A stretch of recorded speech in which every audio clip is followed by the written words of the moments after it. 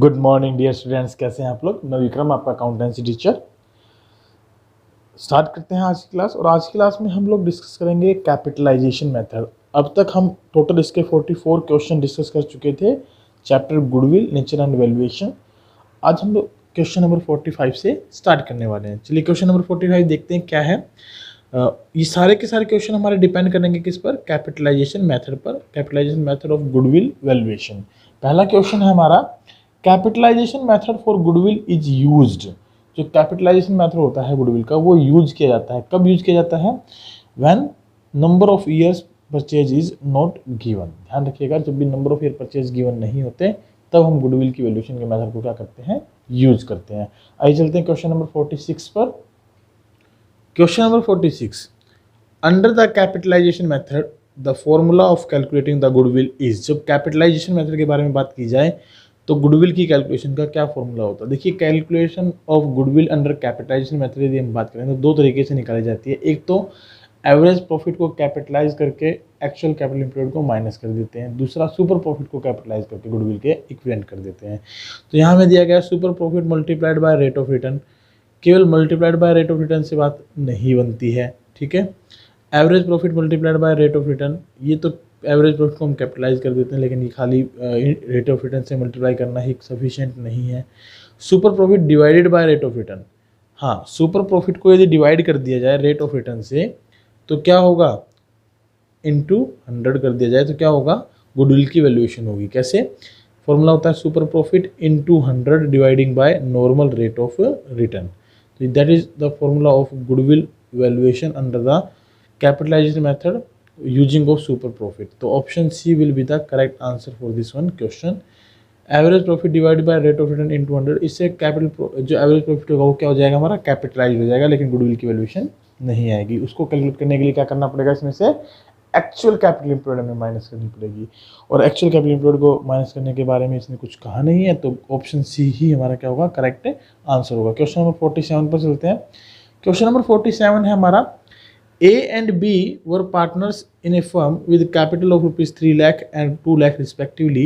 The normal rate of return was 20% and the capitalized value of average profit was 7,50,000.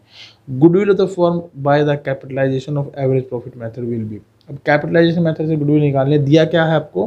Capital दी गई है firm की 3 लाख रुपए, 2 लाख रुपए respectively. Normal rate of return दिया गया 20%, तो 3 और 2 5 लाख रुपए हमारे पास टोटल क्या हो गया? Capital employed. और 20% नॉर्मल रेट ऑफ रिटर्न से नॉर्मल प्रॉफिट आ जाएगा हमारा 5 लाख पर 20% 1 lakh rupees. Capitalized value of average profit दिया है 7.5 लाख रुपये। Goodwill of the firm was of the firm by capitalization of average profit हमें निकालने। तो यहाँ पर हम सीधा यूज कर लेंगे क्या? कैपिटलाइज्ड एवरेज प्रॉफिट माइनस में actual capital employed, that is the value of goodwill. तो यहाँ 7.5 लाख रुपए की कैपिटलाइज्ड वैल्यू हमें गिवन दी है और 5 लाख रुपए की कैपिटल एम्प्लॉयड बनती है, तो हमारी वैल्यूएशन ऑफ गुडविल कितनी आ जाएगी? 2.5 लाख रुपए। तो option C will be the correct answer. Option C हमारा क्या हो जाएगा? करेक्ट आंसर हो जाएगा। Question number 48, average profit of a firm during the last few years is rupees 1,50,000। In similar business the normal rate of return is 10%, ठीक है, of capital employed. Calculate the value of goodwill by capitalization of super profit method if super profit of the firm is 50,000. Goodwill of the firm will be. अब capitalization of super profit निकालना, तो capitalization में capital super profit into 100 dividing by normal rate of return is equal to goodwill होती है। तो super profit हमें कितना दिया है? 50,000 रुपये into 100 dividing by normal rate of return कितना दिया हमें? 10%। तो 10 से डिवाइड कर दें 0 से 0, तो ये आ जाएगा 5 लाख रुपीज़, राइट। तो 5 लाख रुपए ऑप्शन बी जो है हमारा क्या हो जाएगा? गुडविल की वैल्यूएशन हो जाएगी। Option B will be the correct answer. चलिए नेक्स्ट क्वेश्चन पे चलते हैं। Question number 49। क्वेश्चन नंबर 49 हमें क्या कहता है ये देखते हैं। क्वेश्चन नंबर 49 में हमारे पास गिवन है, a firm earned average profit of rupees 3 lakh during the last few years, the normal rate of return in the industry is 15%। Normal rate of return कितनी दी है इंडस्ट्री में? 15%। और एवरेज प्रॉफिट हमें कितना कमाया फर्म ने? 3 लाख रुपए। The assets of the firm is over rupees 17 lakh रुपए और लायबिलिटीज 2 लाख रुपीज। तो एक्चुअल कैपिटल एम्प्लॉयड हो गई 15 लाख रुपए। Goodwill of the firm by capitalization of average profit will be. तो एवरेज प्रॉफिट के बेस पे गुडविल की कैलकुलेशन की जाए तो गुडविल की वैल्यू क्या होगी? तो हमने बात की थी कैपिटलाइज्ड एवरेज प्रॉफिट माइनस में एक्चुअल कैपिटल एम्प्लॉयड गुडविल की वैल्यूएशन होती है। एक्चुअल कैपिटल एम्प्लॉयड तो होगी 17 माइनस में 2, 15 लाख रुपए, ठीक है। और 3 लाख रुपए का एवरेज प्रॉफिट है, तो average profit into 100 dividing by normal rate of return 15, 15 दूनी 30, 20 लाख रुपए। 20 लाख रुपए क्या जाएगा capital employed, sorry capitalised average profit minus में एक्चुअली कैपिटल एम्प्लॉयड कितनी है 15 लाख, तो कितना बच गया हमारे पास 5 लाख रुपए। तो this 5 lakh rupees will be treated as a goodwill of the firm. तो ऑप्शन बी क्या होगा हमारा यहाँ पर करेक्ट आंसर होगा क्वेश्चन नंबर 49 के लिए। चलिए क्वेश्चन नंबर 50 देखते हैं क्या है। क्वेश्चन नंबर 50 हमारे पास गिवन है total capital employed in the firm is ₹8 lakh, ठीक है। ये भी टोटल कैपिटल एम्प्लॉयड दे रखी है। रीजनेबल रेट ऑफ रिटर्न दे रखी है 15%।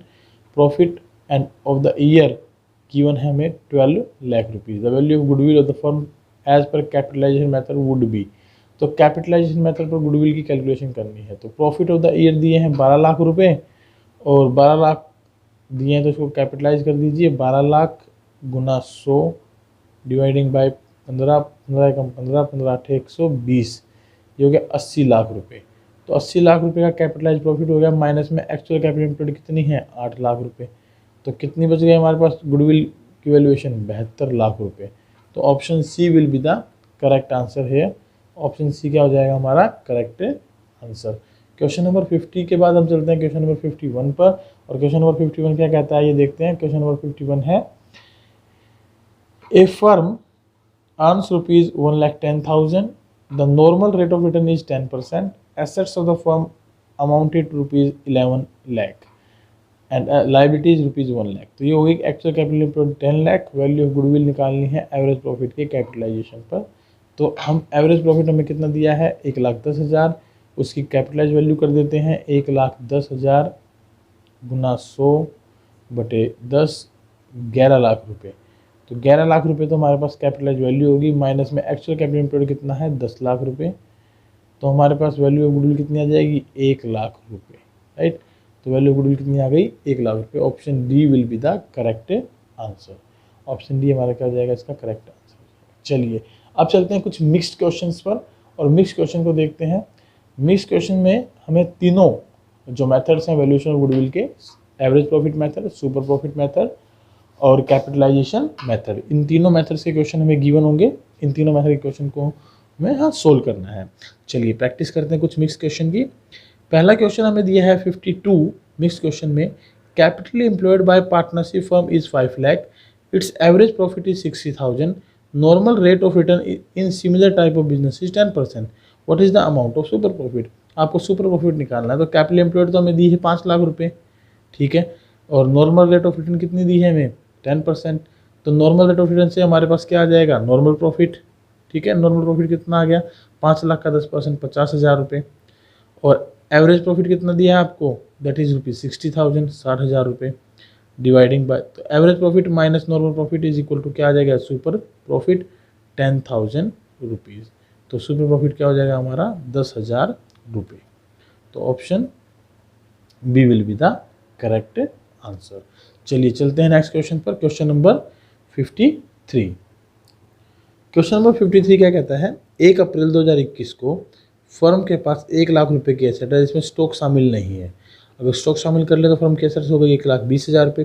Partners capital account showed a balance of 60,000 रुपये। Current liabilities 10,000। The balance constitute the reserves. If the normal rate of return is 8%, the goodwill of firm is valued at 60,000 at the 4 years purchase of super profit. Find out the average profit.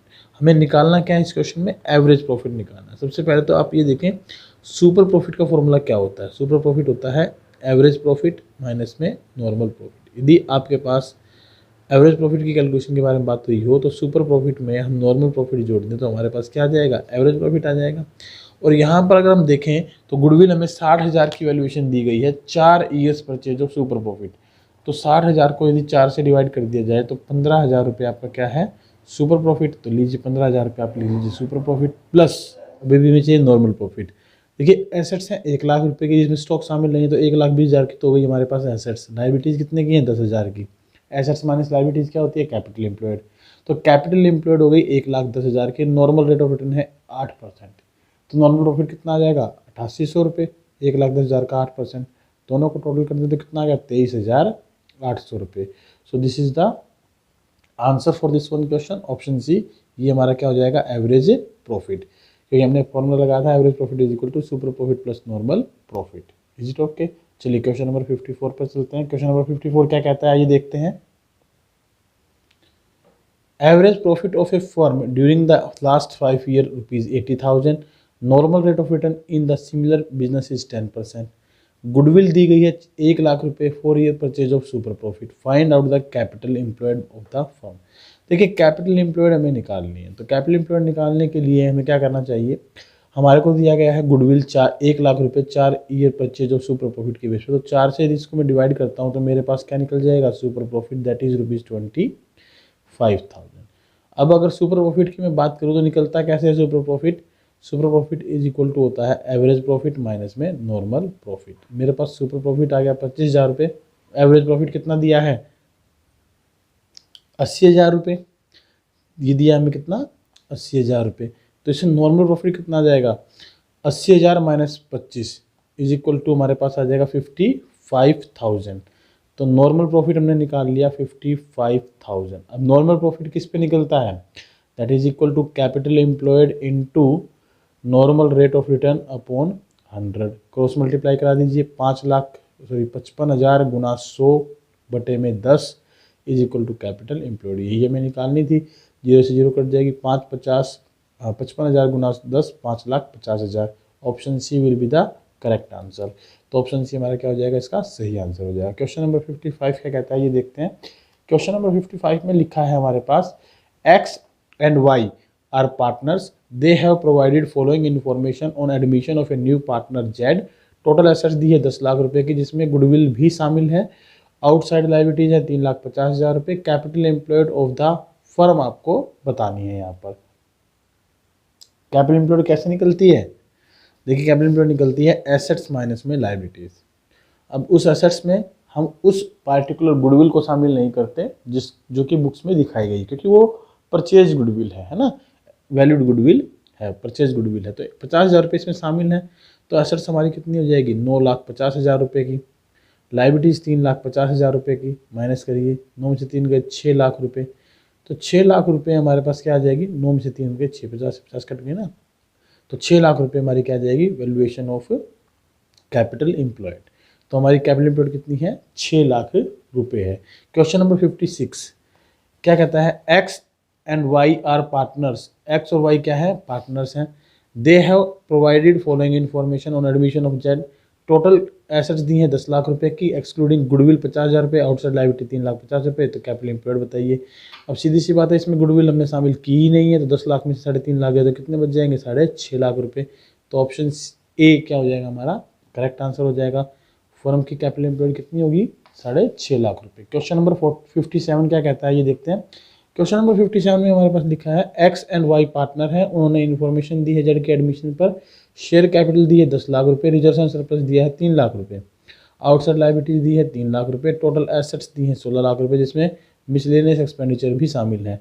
Capital employed बताइए firm की कितनी है। देखिए हम partnership firm के बारे में बात कर रहे हैं, हम किसके बारे में बात कर रहे हैं पार्टनरशिप फर्म के बारे में बात कर रहे हैं। तो कैपिटल एम्प्लॉयड जब हम यहाँ कैलकुलेशन करेंगे कैपिटल एम्प्लॉयड की, तो कैसे करेंगे जल्दी से बता दीजिए। तो चलिए बात करेंगे कैसे कैलकुलेट करते हैं, आइए बताते हैं आपको। देखिए बात करें तो हमारे पास 2 अप्रोच होती हैं, liabilities approach and assets approach.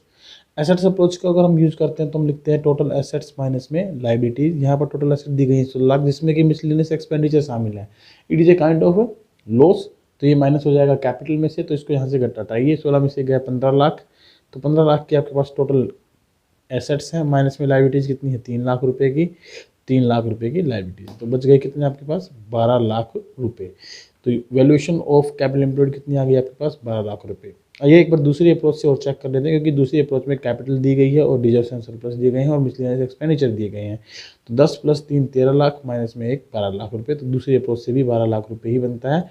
तो वैल्यूएशन ऑफ कैपिटल एम्प्लॉयड कितनी आएगी हमारी 12,00,000 रुपये की। चलिए क्वेश्चन नंबर 58 पर चलते हैं। क्वेश्चन नंबर 58 क्या कहता है ये देखते हैं। क्वेश्चन नंबर 58 में लिखा है दो पार्टनर हैं, उन्होंने इन्फॉर्मेशन दी है जेड के एडमिशन पर, टोटल एसेट्स 16 लाख की, लाइबिलिटीज दी है 5 लाख रुपए की। Total assets include goodwill given in the balance sheet ₹50,000, miscellaneous expenditure ₹10,000, preliminary expenses ₹40,000, trade investment ₹1 lakh. Capital employed of the firm निकालिए। कैपिटल एम्प्लॉयड में यहाँ पर निकालनी है, तो हमने बात की थी कैपिटल एम्प्लॉयड को निकालने के लिए, पीछे जो क्वेश्चन हमने किए थे कि कैसे कैपिटल एम्प्लॉयड निकालते हैं। तो वहाँ पर हमने बात की थी कि भाई अगर गुडविल शामिल हो तो हम उसे माइनस कर देते हैं एसेट्स में से, मिसलेनियस एक्सपेंडिचर हो तो माइनस कर देते हैं, प्रीलिमिनरी एक्सपेंसेस हो तो माइनस कर देते हैं, ट्रेड इन्वेस्टमेंट हो तो उसे माइनस नहीं करते। अगर ये नॉन ट्रेड इन्वेस्टमेंट होते हैं तो हम उसे क्या कर देते हैं, माइनस कर देते हैं, है ना। तो फिलहाल नॉन ट्रेड इन्वेस्टमेंट ये नहीं है, ट्रेड इन्वेस्टमेंट है तो इसको माइनस नहीं करना है। नॉन ट्रेड इन्वेस्टमेंट होते तो ये भी माइनस होता। तो गुडविल यहाँ पर हमें कैपिटल कैसे निकालनी पड़ेगी, 16 लाख रुपए में से हम क्या करने वाले हैं, क्या क्या माइनस करने वाले हैं, माइनस करने वाले हैं हमारे गुडविल के 50,000 रुपये, मिसलेनियस एक्सपेंडिचर के 10,000 रुपये, प्रीलिमिनरी एक्सपेंसेस के 40,000 रुपये। तो ये हमारी आ जाएगी नेट टोटल एसेट्स।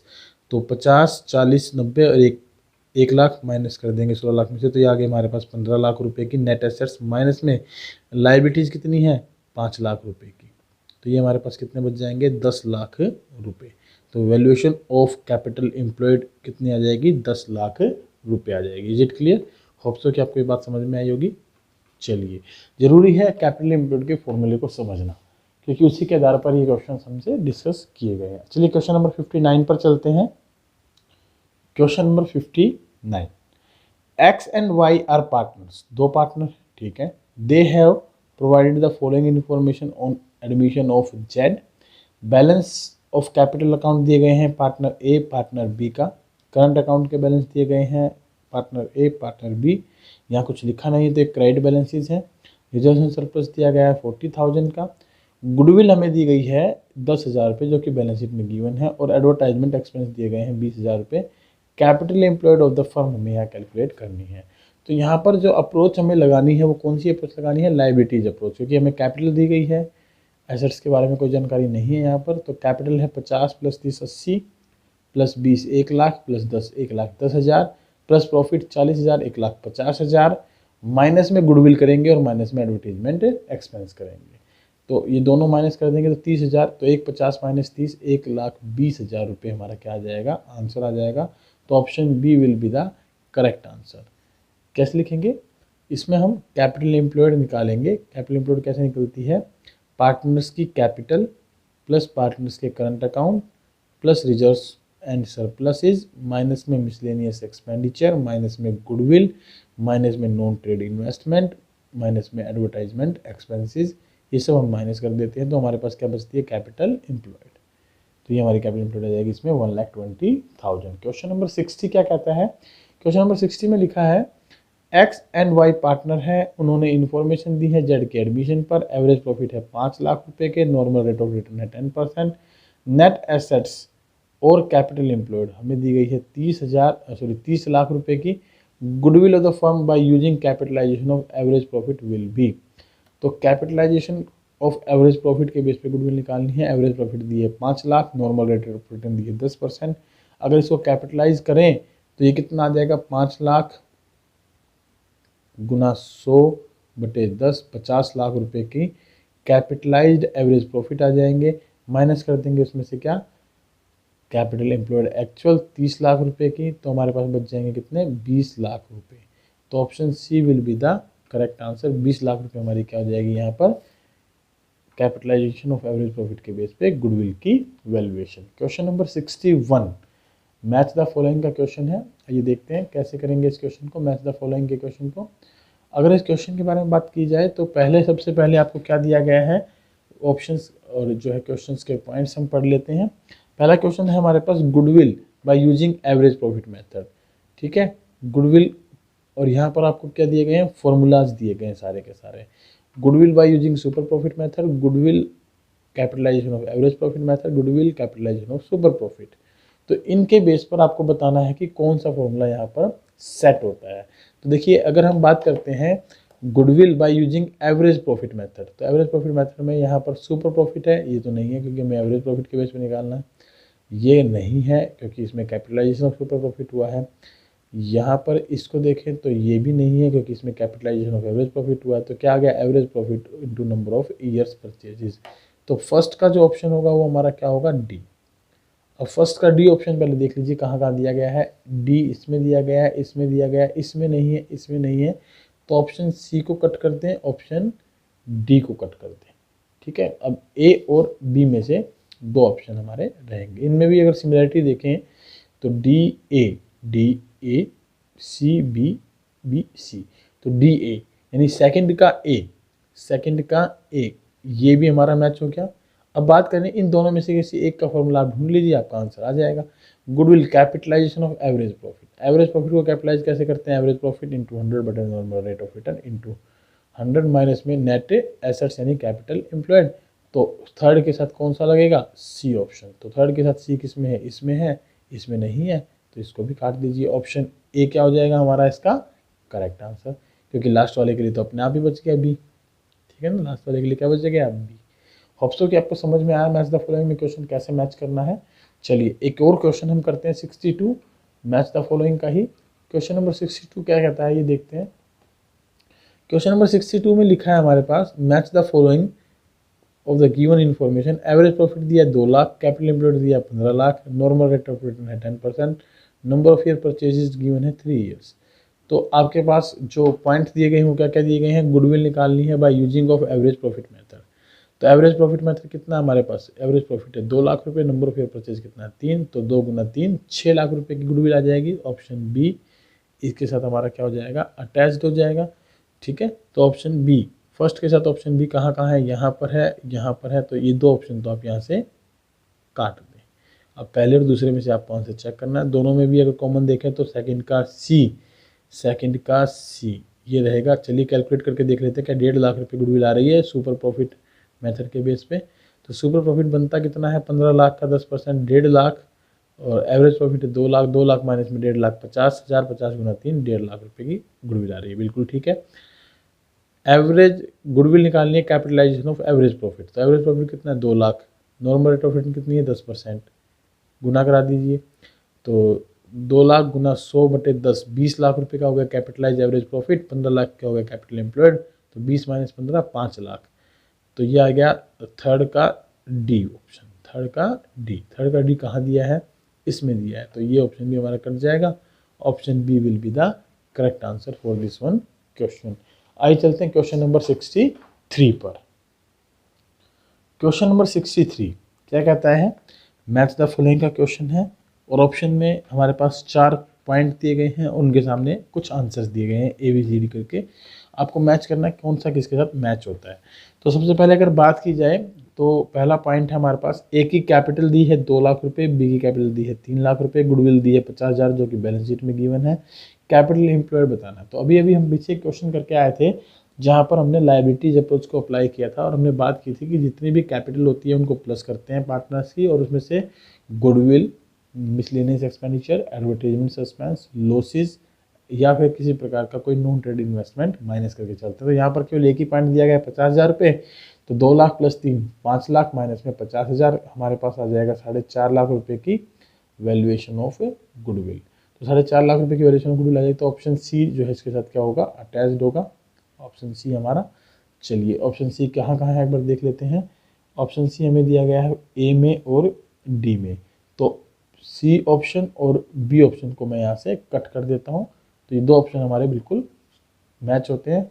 इनमें भी ऑप्शन ए कॉमन है, सेकंड का ए, तो सेकंड के ए की कैलकुलेशन करने की आपको ज़रूरत है, सेकंड का ए इसकी कैलकुलेशन करने की ज़रूरत आपको नहीं है, इसको छोड़ दीजिए।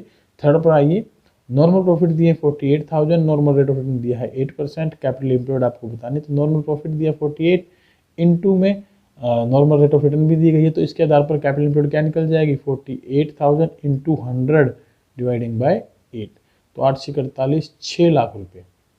6 लाख रुपये हमारी क्या हो जाएगी कैपिटल एम्प्लॉयड। 6 लाख कहाँ है, डी ऑप्शन में, तो थर्ड का डी ऑप्शन हमारा सेट होता है। थर्ड का डी किसके साथ दिया गया है, इसमें तो दिया नहीं है, इसमें दिया गया, तो ये ऑप्शन भी हमारा क्या हो गया कट। तो option A will be the correct answer for this one question. अब फोर्थ का बी ऑटोमेटिकली मैच हो जाएगा, हमें इसको कैलकुलेट करके देखने की ज़रूरत नहीं है। ठीक है, कैसे इस मैच द फॉलोइंग क्वेश्चन को सोल्व करना समझ में आ रही है आपको बात। सारे क्वेश्चंस में सारे ऑप्शंस को सोल्व करके देखने की जरूरत नहीं है, जो अप्रोप्रिएटली मैच होते हैं उनको देखिए। सबसे पहले तो एलिमिनेशन लगाइए, कौन कौन से ऑप्शन आप छोड़ सकते हैं, फिर जो बचे हुए ऑप्शन में कॉमन मैच करिए जो है, और जो अनकॉमन है उनकी कैलकुलेशन आप कर लीजिए। चलिए क्वेश्चन नंबर 64 पर चलते हैं। मैच द फॉलोइंग का ही क्वेश्चन है और ध्यान से समझने की कोशिश करेंगे। और मैं कहूँगा कि किस क्वेश्चन को आप लोग स्क्रीनशॉट ले लें और खुद से सोल्व करके इसका आंसर सेंड करें, ठीक है। और इसका आंसर जो है वो आपने मुझे सेंड करना है कमेंट बॉक्स में, ताकि मैं आपके आंसर का क्या कर सकूँ, रिप्लाई कर सकूँ। आपको प्रॉपर वे में से क्या करनी है, कैलकुलेशन करनी है। हमने पीछे जो है गुडविल की कैलकुलेशन के जो है ना मेथड सीखे थे, और उन मेथड में हर एक मेथड के बारे में बात की थी कि अगर आपके पास अब नॉर्मल लॉस, अब नॉर्मल गेन वगैरह हो तो उनको कैसे ट्रीट करते हैं, है ना। Loss by fire, loss by accident, या नॉर्मल प्रॉफिट या नॉर्मल एक्सपेंस हो बिजनेस के, तो उनको कैसे ट्रीट करते हैं। तो इस क्वेश्चन में सेम वैसे ही हमें काम करना है। यहाँ पर एक पार्ट मैं आपको कैलकुलेट करके बता देता हूँ, बाकी पार्ट आपने खुद से कैलकुलेट करने हैं। Is it okay. चलिए ऑप्शन ए जो है हमारे पास क्या दिया गया है, एक ऑप्शन पहले क्वेश्चन पढ़ लेते हैं। क्वेश्चन में क्या लिखा है, match the following. Profit of last 4 year दिए गए हैं 50,000 रुपये, 60,000 रुपये, 70,000 रुपये, 80,000 रुपये, ठीक है जी। और पहला पॉइंट हमें दिया गया है माइनर रिपेयर है 20,000 रुपये ऑफ मशीनरी ऑन 1/10/2019 को। 1/10/2019 का मतलब है हमारे पास 19 और 20 का प्रॉफिट, तो 19 और 20 का प्रॉफिट, ठीक है। Was treated as an asset by mistake, average profit बताइए क्या होगा।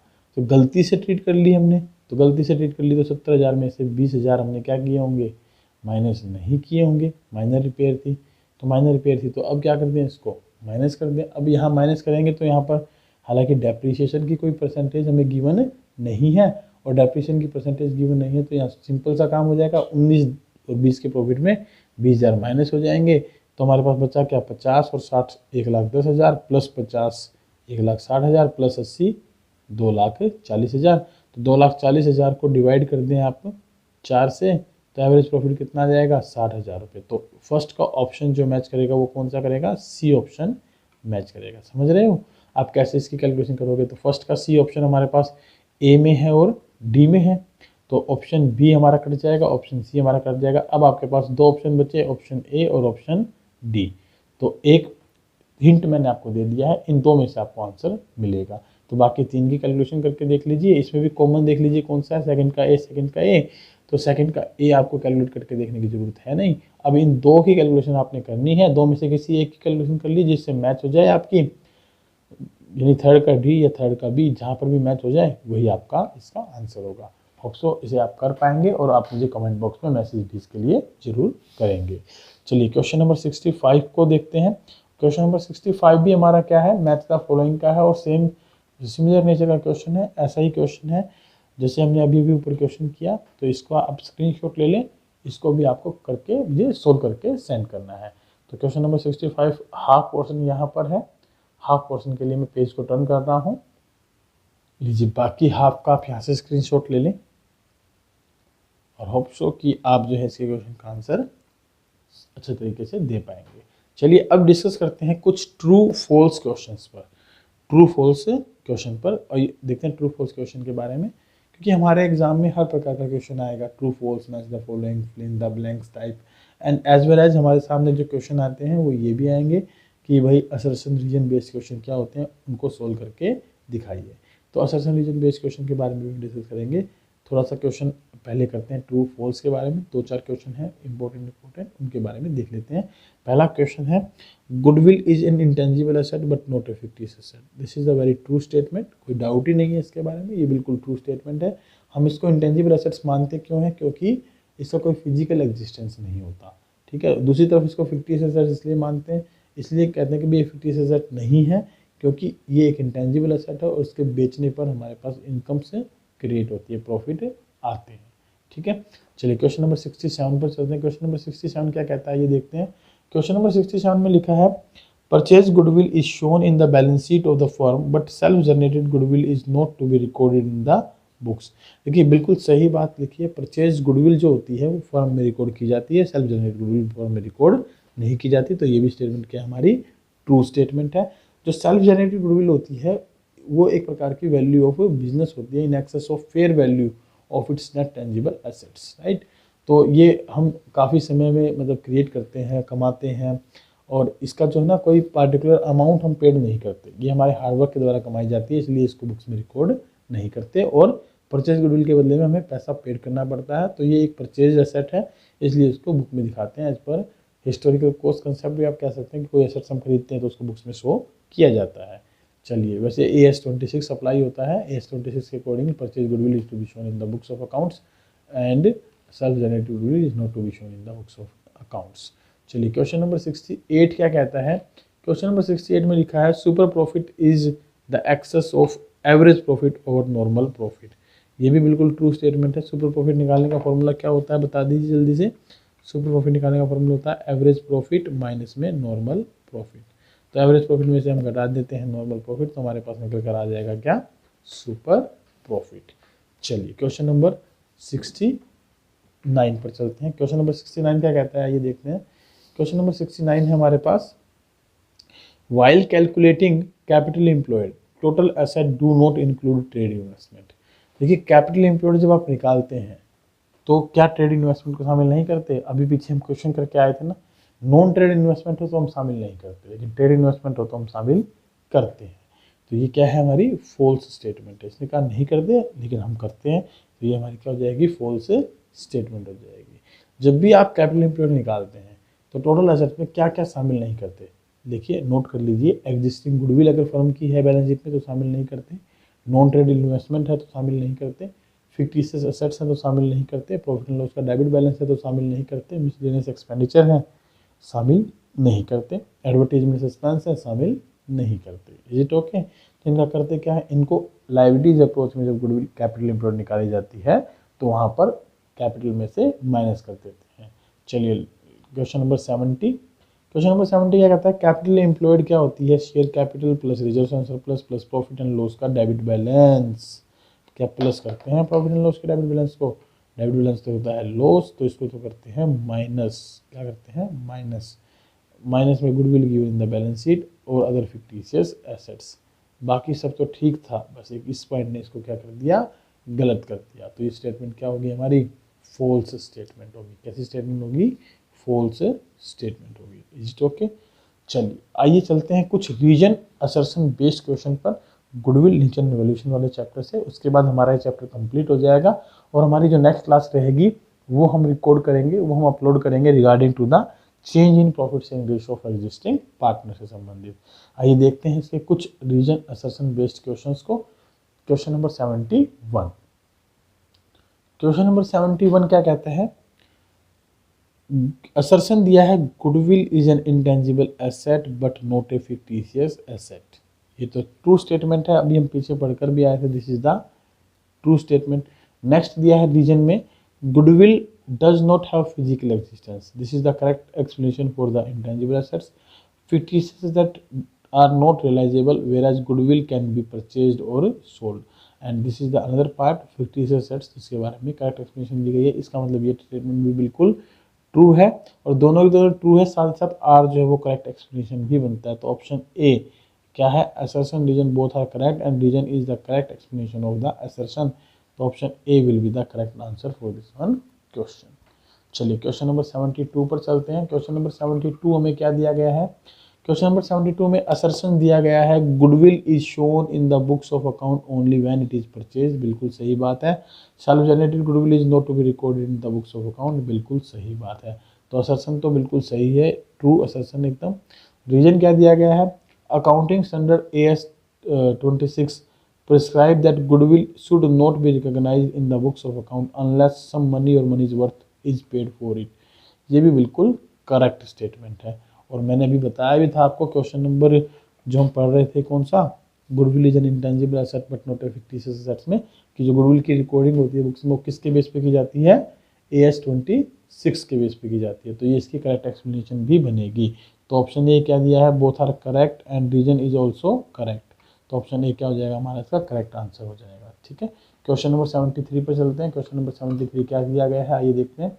क्वेश्चन नंबर 73 में हमें दिया गया है assertion better quality of product and services after sale services, good customer relations will lead to customer satisfaction which will increase the sales and profits। तो ये कह रहा है कि हमारे पास जो है बेटर क्वालिटी ऑफ प्रोडक्ट होगा, सर्विस होगा, आफ्टर सेल सर्विसेज होंगी, good customer relations will lead to customer satisfaction, और अच्छे संबंध हम कस्टमर के साथ बनाएंगे तो उससे कस्टमर सेटिस्फैक्शन बढ़ेगा और जिससे हमारे प्रॉफिट भी बढ़ेंगे और सेल्स भी बढ़ेगी।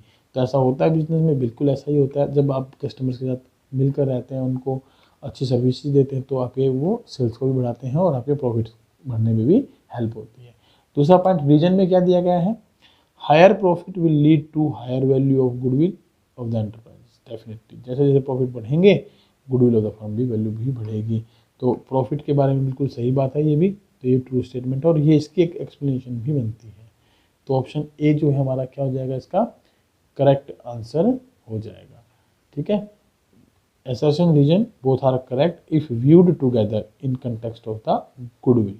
गुडविल के कंटेक्स्ट में भी हम इसको देखते हैं तो ये बिल्कुल सही बात है, क्योंकि इससे हमारी गुडविल इंक्रीज होती है जैसे जैसे प्रॉफिट बढ़ते हैं। अदरवाइज ये इंडिपेंडेंटली ट्रू है, इसकी करेक्ट एक्सप्लेनेशन में ये फिट नहीं होते यदि इसको हम इंडिविजुअली देखते हैं तो। लेकिन हम in the view point of goodwill में चेक करें तो these are the correct and correct explanation भी ये शो करता है। चलिए क्वेश्चन नंबर 74 पर चलते हैं। क्वेश्चन नंबर 74 असर्शन दिया गया है, when a new partner joins the partnership business the goodwill of the firm is calculated to find out his share of premium of the goodwill. बिल्कुल जब भी कोई नया पार्टनर फर्म में आता है तो हम उसकी गुडविल की कैलकुलेशन करते हैं। This is the true statement. Next है reason, goodwill can be valued at any time by using average profit method, super profit method, capitalization method.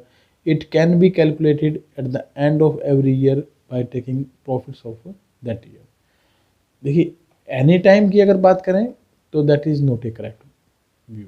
Any time तो हम इसको नहीं निकालते हैं। It is to be calculated in specific situations like admission है, retirement है, death है, dissolution of partnership है, या फर्म को बेचा जाए या अमलगमेट हो या हम उसको किसी कंपनी में कन्वर्ट करें। इन दैट कंडीशंस हम क्या करते हैं, गुडविल की कैलकुलेशन करते हैं। एनी टाइम इसे निकालते नहीं है, तो ये क्या हो गया, फॉल्स हो गया। और फॉल्स होने के साथ साथ तो ये इसका मतलब है ऊपर एक्सप्लेनेशन भी नहीं बनेगा। तो हमारे पास ऑप्शन क्या है, both are correct, both are correct, ये तो हो ही नहीं सकते बोथ आर करेक्ट, एक तो फॉल्स हो गया।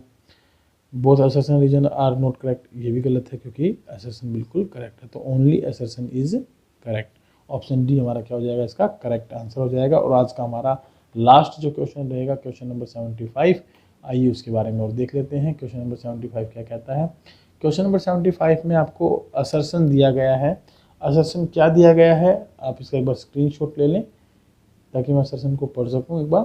तो असर्शन आपको दिया गया है, while calculating capital employed for the purpose of goodwill calculation the following assets are not included. जब कैपिटल एम्प्लॉयड निकाली जाती है तो ये एसेट शामिल नहीं की जाती। नॉन ट्रेड इन्वेस्टमेंट, हाँ जी नहीं की जाती। Capital work in progress, building under construction and may take 2-3 years of completion.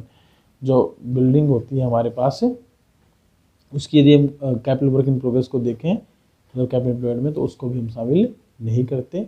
तो बिल्कुल ठीक बात है, अंडर द कंस्ट्रक्शन पार्ट हमारा नहीं शामिल होता। इंटेंजिबल एसेट्स अंडर डेवलपमेंट भी हम शामिल नहीं करते। Advance paid for purchase of assets भी हम शामिल नहीं करते। तो इसका मतलब जो हमारे पास ये पार्टिकुलर पॉइंट दिए गए हैं इनको हम कैपिटल एम्प्लॉयड में शामिल नहीं करते। कैपिटल एम्प्लॉयड में केवल हमारी क्या आती हैं, टेंजिबल और इंटेंजिबल एसेट्स जो कि कम्प्लीटली डेवलप्ड हैं, कंस्ट्रक्टेड हैं। अंडर डेवलप्ड या अंडर कंस्ट्रक्शन वाला पार्ट हम शामिल नहीं करते। या एडवांस में अगर पेमेंट कर दी गई हो किसी परचेज ऑफ एसेट्स की, जब तक वो एसेट्स आ ना जाए तब तक उसको शामिल नहीं किया जाता। Is it okay. तो ये बिल्कुल ट्रू स्टेटमेंट है हमारी, इसमें कोई दो राय नहीं है। रीजन क्या कहता है, assertion which do not contribute in the firm to carry on business or in the operation of business should not be considered for the calculating of capital employed। बिल्कुल बिल्कुल एकदम एक्यूरेट रीजन दिया है। वो सारी एसेट्स जो business के operation में शामिल नहीं होती या बिजनेस के प्रॉफिट को बढ़ाने में मदद नहीं करती या बिजनेस को चलाने में मदद नहीं करती, कैपिटल एम्प्लॉयड में शामिल नहीं की जाती। तो this is also a true statement. और दोनों ट्रू हैं तो ऑप्शन सी और ऑप्शन डी तो हमारा कट जाएगा। ऑप्शन ए और बी में आंसर बचा और ये इसकी बिल्कुल करेक्ट एक्सप्लेनेशन भी है। देखिए ऊपर जो हमने छोड़े हैं वो वही पार्ट हैं जो कि बिजनेस को कैरी करने में या ऑपरेशंस और बिजनेस को चलाने में हमारी मदद नहीं करते। तो ऑप्शन ए क्या दिया है, both are correct and correct explanation also. तो दोनों के दोनों बिल्कुल सही है और ये इसकी करेक्ट एक्सप्लेनेशन भी बनती है। तो ऑप्शन ए हमारा क्या हो जाएगा, करेक्ट आंसर हो जाएगा। This is the last question for today's class. Thank you very much for joining the class and hope so कि आपको क्लासेस पसंद आ रही हैं। आप क्लास के लिंक को अपने दोस्तों के साथ शेयर करना ना भूलें ताकि वो भी इन क्लासेस का बेनिफिट ले सकें। और ऑन रिक्वेस्ट जो है बच्चों की, मैं नेक्स्ट क्लास जो है वो आपके साथ साझा करूँगा, अपलोड करूँगा, chapter number next change in profit sharing ratio of existing partner से संबंधित। Till that thank you very much, bye bye, take care, have a good day, share, subscribe and like and do not forget to comments. Bye bye, take care, have a good day.